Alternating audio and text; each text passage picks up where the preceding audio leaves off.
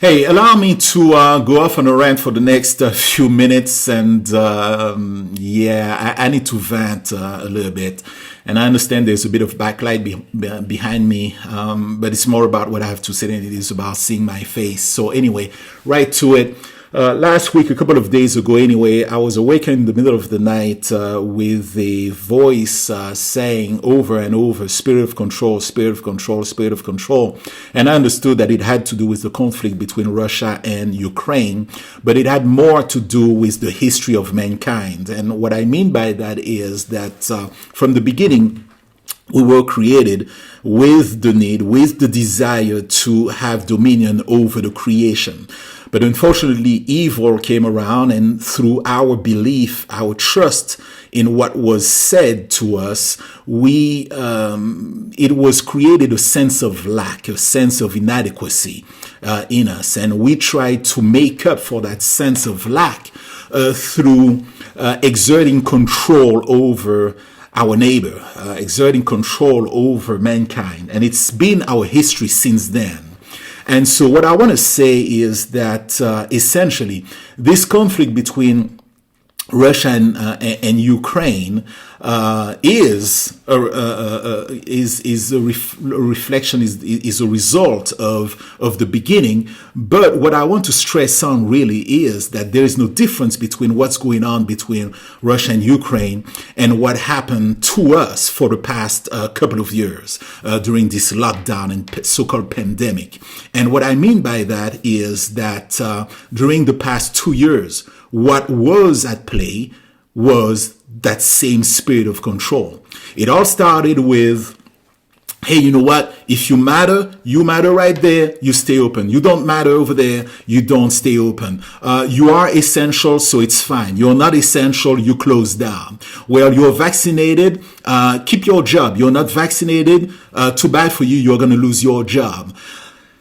Here's what I want to say. I want to say that the way God does things and the way He's been doing things from the beginning is that He will put before us life and death, blessings and curses, and He will tell us, choose. That's how He does things. We feel free to choose. And in His kindness, He believes that His goodness, His kindness will turn us around. Now, on the other hand, the way evil does things is that evil comes around and says, I care very much about you, but if you do not do as I say, I'm going to put my foot down your throat until you do. And if you do not do as I say, I'm going to put you in jail. As a matter of fact, if you come to the hospital and I found out that you never got vaccinated, I may have second thoughts about you and I may not treat you. This is how evil does things. Evil does things by saying, you know, it's really because we're in it together and I love you and I care about you that I demand that you do this or otherwise you're not going to be able to travel. That is control. This is the same spirit trying to control a life, your life, lives, the same that is going on right now, Russia over Ukraine. It is the same. If you did not cry over those who lost their jobs, those who committed suicide during the pandemic, during the lockdown, over nonsensical measures, if you did not cry over them, don't cry over the Ukrainians.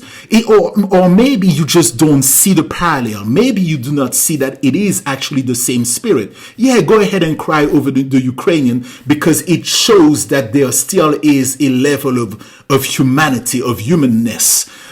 So that's fine. But what I'm saying is that given the right circumstances, what the Russians are doing to the Ukrainians, given the right circumstances, you would do the exact same thing.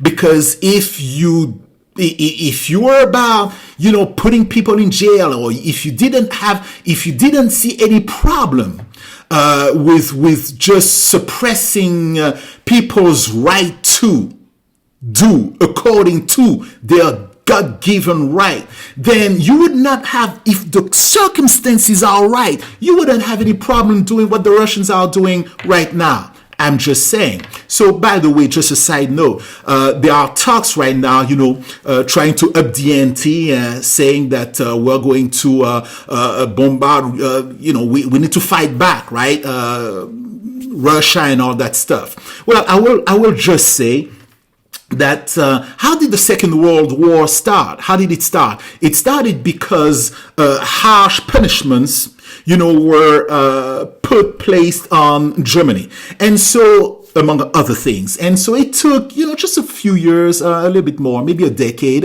just a little bit more, a couple of decades, right, for a Hitler to rise to power and wreak havoc across Europe. Right. Why? Because karma is a bitch. What you reap, you will sow. So the way I understand things is that my God says that you do not fight evil with evil, because that means that you're going to be overcome by evil if you exert evil. So again, spirit of control. Russia is trying to control Ukraine. Now you want to control Russia. What do you think is that's going to do? So the question to me is, well, Olivier, so what do you suggest? Well, the Lord and Savior in whom I believe, Jesus, said in the first century to his disciples, when you see those signs, when you see those armies come, just run.